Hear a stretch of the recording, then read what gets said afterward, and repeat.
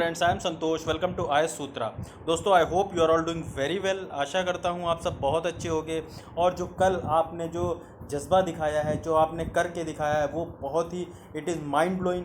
कल मैंने देखा जैसा बिहार में, वाराणसी में, यूपी में, राजस्थान में और सभी जगहों के जो स्टेट्स के जो बच्चों ने थाली बजा के और जो चमचा बजा के जो भी उन्होंने जिस भी तरीके से जो प्रोटेस्ट किया कि हमें रोज़गार दो, हमारी जो एसएससी की जो मांगे हैं वो पूरी करो, वैकेंसी निकालो। रेलवे को मजबूरन अब ये बताना पड़ा कि जो 90,000 जिन कल मैंने फॉर्म्स की बात करी थी, वो जो फॉर्म्स थे जो फिल किए गए, जो वैकेंसी निकाली गई थी, उसके लिए जो 2.5 करोड़ जो आवेदन किए गए, उन सब के लिए बोल दिया गया कि 15 दिसंबर से अब भर्ती प्रक्रिया स्टार्ट होगी। इसी तरीके से आप लगे रहिए, एसएससी के लिए भी फोर्स करिए, वो रिज़ल्ट जल्दी निकालेंगे और जो भी रिज़ल्ट्स पेंडिंग है वो भी डिक्लेयर करेंगे और ज़्यादा से ज़्यादा आने वाले टाइम में वैकेंसी नज़र आएगी। सरकार, ये यूथ ही है जो सरकार को झुका सकता है, इसलिए आप अपनी पावर को समझिए और कीप ट्राइंग, अपनी मेहनत करते रहिए, जिससे कि आगे आने वाले टाइम में और अच्छे रिजल्ट्स देखने को मिले।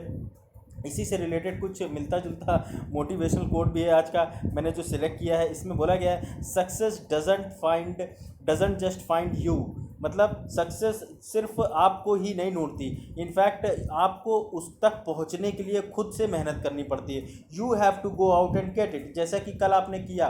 कल इतने सारे टाइम से लोग बोलते थे कि यार एसएससी का एग्ज़ाम नहीं हो रहा है, एसएससी वाले वैकेंसी निकालते हैं लेकिन उसका रिजल्ट आने में 5 साल लग जाते हैं, 6 साल लग जाते हैं, कोर्ट केस, टीयर 1 क्लियर करने के बाद भी कोर्ट केस लड़ो तब जाके कहीं ज्वाइनिंग। तो ये सब जो आपने कल जो जज्बा दिखाया, किसी से नहीं आप पूछ सकते थे कि भैया वैकेंसी का कब से रिज़ल्ट डिक्लेयर होगा, कब से वैकेंसी खुलेगी, कब से ज्वाइनिंग होगी, कोई कुछ नहीं बताने को तैयार था। कल के दिन जो हमारे रेलवे मिनिस्टर हैं उन्होंने ट्वीट किया, जो रेलवे के चेयरमैन हैं उन्होंने ट्वीट किया और बताया कि 15 दिसंबर से हम ये काम स्टार्ट करने जा रहे हैं। तो it is all your power. जब आपने एफर्ट लगाए तभी तो आप ये कर पाए, तभी तो ये गवर्नमेंट ने अपना जो है अपनी तरफ से ये बोला कि हाँ भाई अब हम ये करके दिखाएंगे। तो यही सारी चीज़ें हैं लाइफ में भी। आपको हर वो चीज़ अगर अचीव करनी तो अब उसके लिए आपको अपने वैलिएंट एफर्ट्स लगाने होते हैं। तो आइडिया रखिएगा। दे देता हूँ आपको आज का कोरोना अपडेट। वर्ल्ड में अगर आप देखेंगे तो लगभग 2,70,60,255 टोटल कोरोना पॉजिटिव पेशेंट्स निकल के आ चुके हैं। इसमें से आप देखेंगे तो 8,83,618 डेथ्स टोटल हो चुकी हैं कोरोना की वजह से।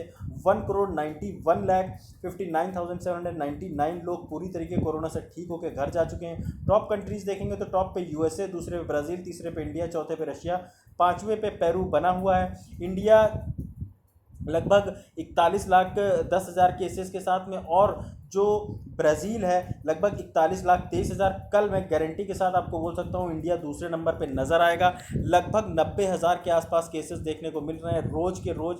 तो आप समझ सकते हैं किस लेवल पे हमारे देश में जो कोरोना है वो पीक कर रहा है। बाकी सारे देश आप देखिए, यूएसए, ब्राज़ील ऊपर है ज़रूर, लेकिन की पॉपुलेशन हमारे मुकाबले काफ़ी ज़्यादा कम है। और बाय द टाइम हमारे देश में जब कोरोना पीक करेगा तो काफ़ी ज़्यादा एक आप बोल सकते हैं भयंकर हालात क्रिएट हो सकते हैं। तो थोड़ा सा आप अवेयर, इसीलिए मैं बोलता हूँ आप थोड़ा अपने अंदर अवेयरनेस रखिए, साफ़ सफाई का ख्याल रखिए, हाथ धुलते रहिए, मास्क यूज़ करिए, सैनिटाइज करिए अपने आप को।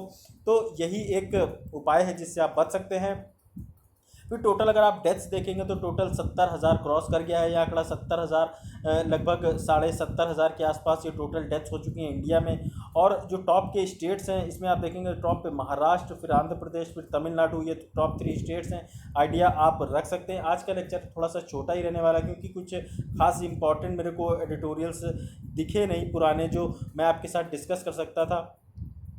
तो आज ये देखिए, यहाँ पे सबसे पहले जो बात की जा रही है इंक्रीजिंग मिल्क प्रोडक्शन, ये GS3 का इकोनॉमिक डेवलपमेंट का आप बोल सकते हैं इंपॉर्टेंट टॉपिक। मिल्क प्रोडक्शन में आप जानते ही हैं हमारा देश वर्ल्ड का टॉप कंट्री है जहाँ पे सबसे ज़्यादा मिल्क प्रोड्यूस किया जाता है। लेकिन यहाँ पे जो कुछ बात की जा रही है, जो हमारे देश में जो फौनाज हैं जिनसे मतलब हमारा देश सेल्फ सफिशिएंट है, मतलब मिल्क प्रोड्यूस तो करता है लेकिन सारा कंज्यूम भी हम खुद ही कर लेते हैं। इतना ज़्यादा मट्ठा खाते हैं, दही खाते हैं, घी खाते हैं कि हम दूसरे देश में जाके अपना जो दूध है वो बेच ही नहीं पाते। तो यही सब चीज़ें अभी जो एडिटोरियल है इसमें डिस्कस करूँगा, कैसे हमें अपने जो मिल्क प्रोडक्शन है इसमें सेल्फ सफिशिएंसी के साथ हमें जो एक्स्ट्रा, जिसे आप बोल सकते हैं सरप्लस में मिल्क प्रोड्यूस करना पड़ेगा, जिससे कि हम एक्सपोर्ट करके अपनी इकॉनमी को बूस्ट करने में एक सार्थक कदम उठा सकें। सबसे पहले हमें चाहिए कि हम कुछ ऐसे इनिशिएटिव्स लें जिससे कि हम बूस्ट कर सकें मिल्क प्रोडक्शन को, और जो प्रोडक्टिविटी है हमारे देश में। अभी आप देखेंगे हमारे देश में जो एक बहुत ही एक ख़तरनाक बीमारी जिसे बोलते हैं फुट एंड माउथ डिजीज़, जिसकी वजह से आप देखते होंगे कई बार बहुत सारे जानवर जैसे भैंस हो गई, जो बकरी हो गई, जो भेड़ हो गई, या पिग्स हो गई, ये सब जो होती हैं, जो गाय हो गई, ये सब काफ़ी बार इस वायरस के चपेट में आके, इस बीमारी की चपेट में आके अपनी जान गंवा देती हैं। तो बोला जा रहा है कि इसे सबसे पहले वैक्सीनेशन की ज़रूरत है, कि हम अगर जो फुट एंड माउथ डिजीज़ है इसके लिए एक वैक्सीन तैयार कर दें और सभी जानवरों को लगा दें, तो काफ़ी ज़्यादा जानवरों की जान बच जाएगी और हम जो है मिल्क प्रोडक्शन की तरफ पहला कदम उठा सकेंगे। उसके बाद वैक्सीनेशन करने की ज़रूरत है। जो एक ब्रूसेलोसिस जो बीमारी है, जो कि फीमेल काव्स में जो देखने को मिलती है, 4 से 8 साल की जब उम्र होती है उनकी, तब इस बीमारी की वजह से भी काफ़ी बार ये प्रॉब्लम होती है और बच्चे जो होते हैं, जो नई जो जनरेशन होती है वो अपनी जान गंवा देती है। उसमें अगर वैक्सीन लगाएंगे तो इस बीमारी से ब्रूक्योलोसिस और जो फुट एंड माउथ डिजीज़, इसके बारे में आप ज़रूर आइडिया रखिएगा। ये शायद जो ब्रूसेलोसिस ये डिजीज़ है, ये PCS 2019 में क्वेश्चन इससे रिलेटेड आया भी था कुछ, मेरे को एग्जैक्ट याद नहीं है, लेकिन ये इंपॉर्टेंट है, आप थोड़ा सा आइडिया ज़रूर रखिएगा। उसके बाद यहाँ पे पशु आधार इनिशिएटिव की बात की जा रही है, जिसमें कि हर जो जानवर होगा, चाहे वो गाय हो, भैंस हो, या जो भी जानवर है, जो दुधारू जानवर है, उसको टैग करने की बात की जा रही है एक यूनिक बार कोड के साथ में, जिससे कि उसका एक डिजिटल प्लेटफॉर्म पे उसके ऊपर नज़र रखी जा सके कि कितना वो मिल्क प्रोड्यूस कर रही है, उसका स्वास्थ्य कैसा है। इससे कहीं ना कहीं हमें हेल्प मिलेगी कि जो हम अपने जो दुधारू पशु है उसकी एक उस पर नज़र रख सकें, और आने वाले टाइम में ये इंश्योर कर सकें कैसे हम उनकी हेल्थ के लिए प्रॉपर और क्या क्या इनिशिएटिव्स ले सकते हैं।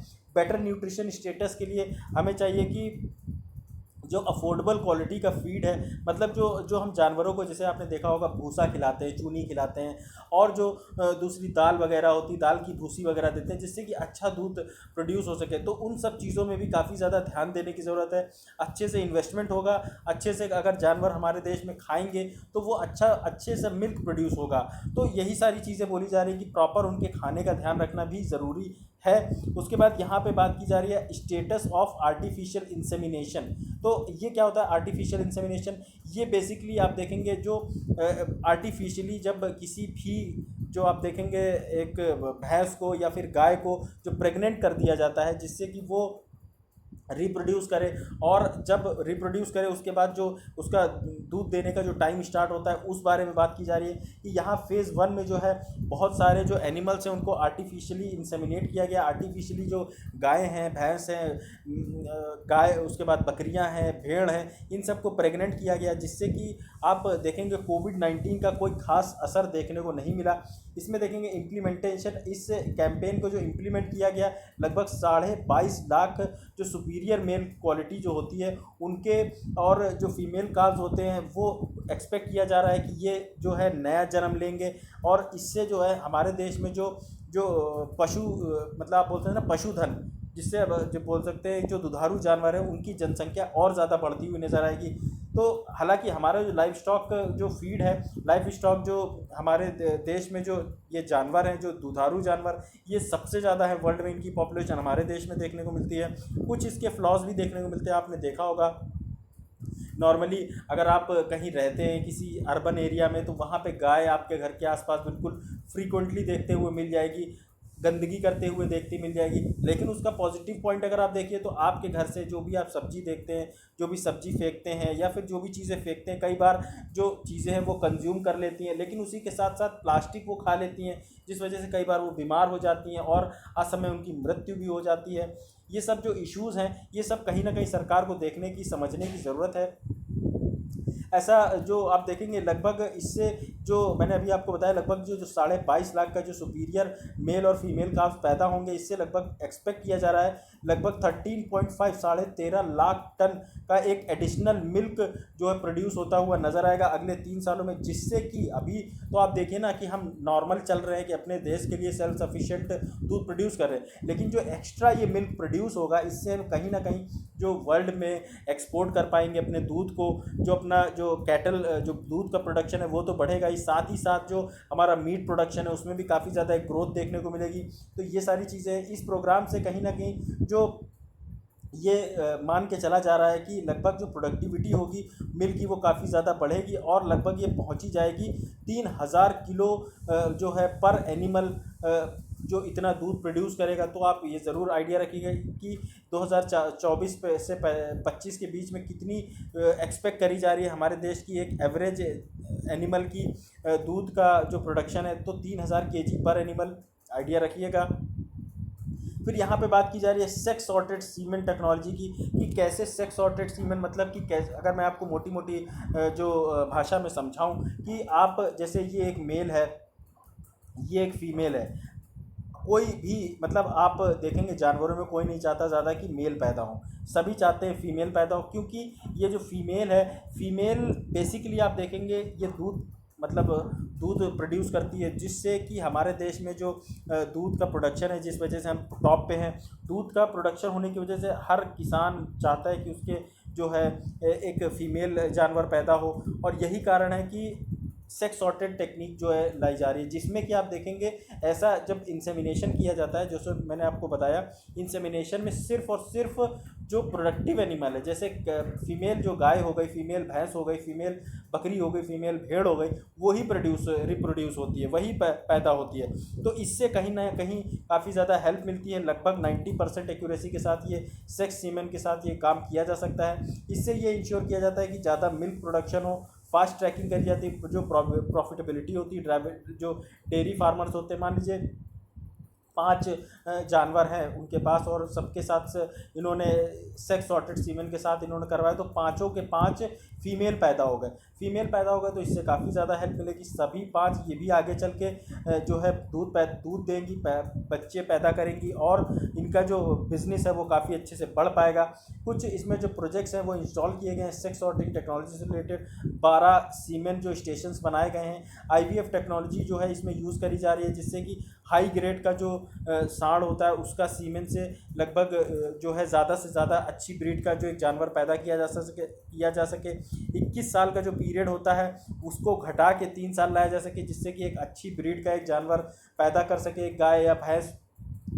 साथ ही आप देखेंगे यहाँ पे AHIDF की बात की जा रही है कि AHIDF को क्यों लॉन्च किया गया, एनिमल हस्बेंड्री इंफ्रास्ट्रक्चर डेवलपमेंट, क्यों लॉन्च किया गया इसे बेसिकली इसलिए लॉन्च किया गया जिससे कि इंसेंटिवाइज किया जा सके जो इन्वेस्टमेंट किए जा रहे हैं प्राइवेट सेक्टर्स के द्वारा, जिससे कि जो डेयरी और मीट प्रोसेसिंग प्लांट्स हैं इनको अच्छे से डेवलप किया जा सके, अच्छा वैल्यू एडेड इंफ्रास्ट्रक्चर हो, जिससे कि ह्यूज प्रोडक्शन देखने को मिले, फिर चाहे वो दूध की ही क्यों ना हो या फिर मीट की क्यों ना हो, अच्छा प्रोडक्शन। ये जो मीट है जो प्रोड्यूस आप करेंगे इसे आप एक्सपोर्ट में यूज़ कर सकते हैं। इस जब जानवर मर जाएगा इसके बाद इसकी जो खाल है उसको आप लेदर प्रोड्यूस करने के लिए कर सकते हैं। बहुत सारे और जो सड़ा गला मांस होता है उसको आप कुत्ते के बिस्किट बनाने के लिए अलग अलग चीज़ों में यूज़ किया जा सकता है। तो होलिस्टिक एक कॉम्प्रिहेंसिव डेवलपमेंट करने की बात की जा रही है, आइडिया रखिएगा। Centre for incentivising dairy cooperative investment after dairy processing infrastructure development fund, ये यही सब मैं आपको बताया। अभी आपको इन्वेस्टमेंट जो है इससे हेल्प मिलेगी कि जो AHIDF जो है वो हेल्प करेगा कि वो मॉडर्नाइज़ करे जो मीट प्रोसेसिंग फैसिलिटीज़ हैं, अच्छे साफ़ सुथरी जगह में मीट को जो है प्रोसेस किया जाए, उसके बाद उसको एक्सपोर्ट क्वालिटी लेवल पे उसको प्रोड्यूस किया जाए, जिससे कि हम एक्सपोर्टर बन सके, मीट के टॉप एक्सपोर्टर भी बन सके। जब इतना दूध प्रोड्यूस कर रहे हैं, इतना जानवर हमारे देश में है, तो हमें क्यों नहीं कि हम टॉप एक्सपोर्टर अगर होंगे तो और ज़्यादा अच्छे से हमारे देश की जो इकॉनमी है वो ग्रो करेगी और साथ ही लोगों को भी काफ़ी ज़्यादा फ़ायदा होगा। तो यही सारी चीज़ें थी मिल्क प्रोडक्शन से रिलेटेड, और इससे कैसे जो जुड़ी हुई है मीट इंडस्ट्री, थोड़ा सा मैंने ब्रीफ किया। और कभी ज़्यादा दूसरा अच्छा एडिटोरियल आएगा तो उसमें डिस्कस करूँगा आपके साथ। आई hope you enjoyed this total this editorial. अगले एडिटोरियल बात की जा रही है इंक्लूसिव सिलेबस की। यहाँ पे भी जो बेसिकली अगर आप देखेंगे जो सीबीएसई का जो सिलेबस है उसमें ज़्यादा जो बात की जा रही है कि एम्फेसिस दी जाती है जो नॉर्मल एक स्टेट के हिस्ट्री की और उसके बाद इंटरनेशनल हिस्ट्री की।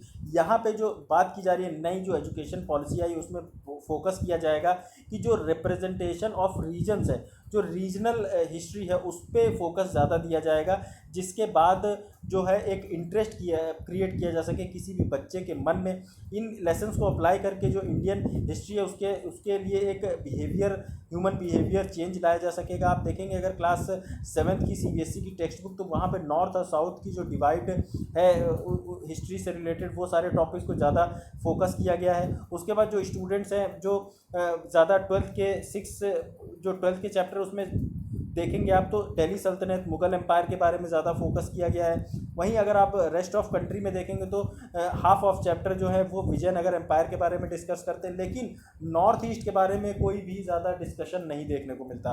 तो यही सारी चीज़ें बोली जा रही कि आप जब हिस्ट्री पढ़ाएं तो एक होलिस्टिक अप्रोच लेके चलें और ये बताएं कि क्या हमारे जैसे नॉर्थ, साउथ, ईस्ट, वेस्ट हर जगह ना हमारा जो देश है वो कहीं ना कहीं एक आप बोल सकते हैं काफ़ी एक बड़ा देश रहा है। तो जब भी बच्चों को हिस्ट्री पढ़ाई जाए तो उन्हें एक होलिस्टिक अप्रोच लेके चली जाए। जैसे बच्चे छोटे हैं तो उनको पहले उनको डिस्ट्रिक्ट लेवल पे पढ़ाया जा सकता है, फिर कि डिस्ट्रिक्ट की हिस्ट्री क्या थी, उसके बाद थोड़ा बड़े हों तो उनको जोन की हिस्ट्री बताई जा सकती है, और बड़े हों स्टेट लेवल की हिस्ट्री, और बड़े हों तो फिर देश की हिस्ट्री, और बड़े हों तो इंटरनेशनल लेवल की हिस्ट्री। तो ऐसे आप पढ़ाएंगे तो जो इंटरेस्ट है वो कहीं ना कहीं बना रहेगा और बच्चे इंटरेस्ट लेके इन फील्ड्स पे भी और ज़्यादा रिसर्च करने के लिए जाएंगे और ज़्यादा एक्सप्लोर करेंगे। तो ये सब वही बोला जा रहा है कि जो चैप्टर्स हैं होम्स से रिलेटेड ये सब के बारे में इतना फोकस नहीं दिया जाता। उसके बाद आप यहाँ पे देखिए जो अफ्रीका और साउथ अमेरिका और जो एशियन ट्रेडिशंस हैं इनके बारे में ज़्यादातर जो नॉलेज है वो ओरल इंस्टीट्यूशन से ही, ओरल ट्रेडिशन से ही देखने को मिलती है। इनका कोई बहुत ज़्यादा रिटन प्रूफ नहीं है। तो ये सरकार जो सीबीएसई है, सीबीएसई को चाहिए कि वो फोकस करे जो रिटन मटेरियल है, जो हिस्ट्री का रिटन मटेरियल उस पर ज़्यादा फोकस करें रादर जो ओरल चीज़ें अवेलेबल है। साथ ही आप देखेंगे जो लोकल हिस्ट्री है उस पर फोकस करने की, यहाँ पे भी वो जैसे मैंने आपको बताया फोकस करने की बात की जा रही है कि बच्चे का इंटरेस्ट जो है एक कॉम्प्रिहेंसिव अप्रोच लेके चलने की ज़रूरत है, जिससे कि एक बच्चे का इंटरेस्ट बना रहे।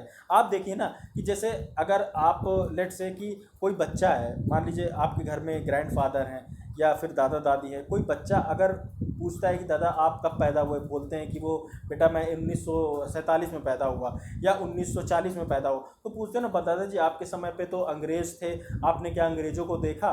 तो वो अगर उन्होंने देखा या उनका बचपना भी रहा होगा तो वो ज़्यादा अच्छे से चीज़ों को बारीकी से अपना एक समझा पाते हैं अपने बच्चे को कि बेटा उस समय की बात है, घोड़े पे चलते थे अंग्रेज़ और जो है लोगों पे जुर्म ढाते थे, मारते थे, पीटते थे, और उनका जो शासन था बहुत सख्त था, अच्छा शासन था जिसमें कि अच्छे को जो मतलब जो उनके जो राजा थी, उनकी जो प्रजा थी, जो अंग्रेज़ों के टाइम के जो अंग्रेज़ थे वो उनको ज़्यादा अच्छे से ट्रीट करते तो इंडियंस को बुरी तरीके ट्रीट। तो ये सारी जो बारीकियां हैं वो अच्छे से कनेक्ट कर पाते हैं बच्चे।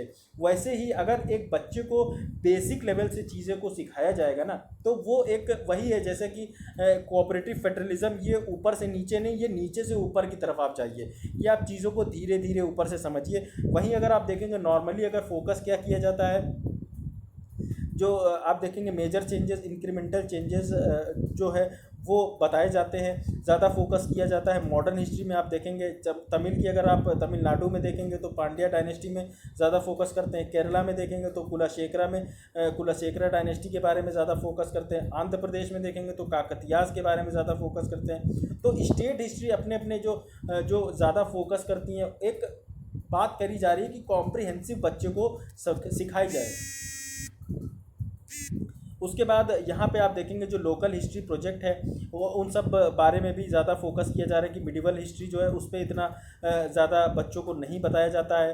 हिंदी का जो इम्पोजिशन है जिसमें कि आप देखेंगे उसमें एक इशू क्रिएट करता है, जो चैप्टर है लिटरेचर से रिलेटेड या फिर दूसरे स्टेट की जो स्टेट इश्यूज़ है उनको इतना ज़्यादा डिस्कस नहीं किया जाता है। नॉर्मली अगर आप देखेंगे कोई बच्चा इतना ज़्यादा हिस्ट्री, ज्योग्राफी पे स्कूल लेवल पे उसे इंटरेस्ट नहीं आता। वहीं अगर आप देखेंगे एक सिविल सर्विसेज, अगर आपको सिविल सर्विसेज का एग्ज़ाम देना है या फिर आपको स्टेट पीसीएस का एग्ज़ाम देना है, तो वहाँ पे ये सब चीज़ों को आपको काफ़ी डीपली अच्छे से कॉन्सेप्चुअली समझना होता है कि क्या थी एंशंट हिस्ट्री, कैसे कैसे इंडस वैली सिविलाइजेशन आई, उसके बाद क्या कुछ हुआ, उसके बाद मिडिवल हिस्ट्री में कैसे कैसे बुद्ध आए, फिर हिंदू का जो हिंदुज़म का कैसे प्रचार प्रसार हुआ, उसके बाद ये सब आप जो चीज़ें हैं वो सब अच्छे से समझने की ज़रूरत है। वही सब थोड़ा सा जल्दी में हूँ, मैं ये सब चीज़ें रैप अप करूँगा। कहीं से मेरे को फ़ोन भी आ रहा है माँ का मेरी, तो मैं जाऊँगा। तो दोस्तों ये था टोटल लेक्चर आज का। आई hope you like this video. अगर आपको मेरे लेक्चर आए तो कमेंट करिए, ज़्यादा से ज़्यादा शेयर सब्सक्राइब करिए, नहीं पसंद आया तो डिसलाइक करने का पूरा हक है। आप पीडीएफ मेरा डाउनलोड पीडीएफ पूरी स्लाइड्स का डाउनलोड कर सकते हैं टेलीग्राम चैनल से। Thanks a lot. जय हिंद।